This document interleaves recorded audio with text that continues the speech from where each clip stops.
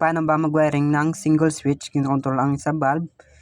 At ito yung schematic diagram natin. Ito yung supply natin na 220 volts. Yan. Ito naman yung line natin. Ang line natin dito natin connect sa common ng switch.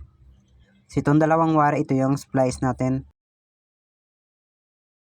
Next, ito na yung return ng switch. Dito natin connect sa supply na live ng bulb.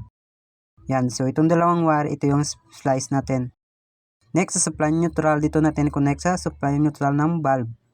So itong dalawang wire, ito yung splice natin. Next, lagyan na natin ng electrical tape para safe.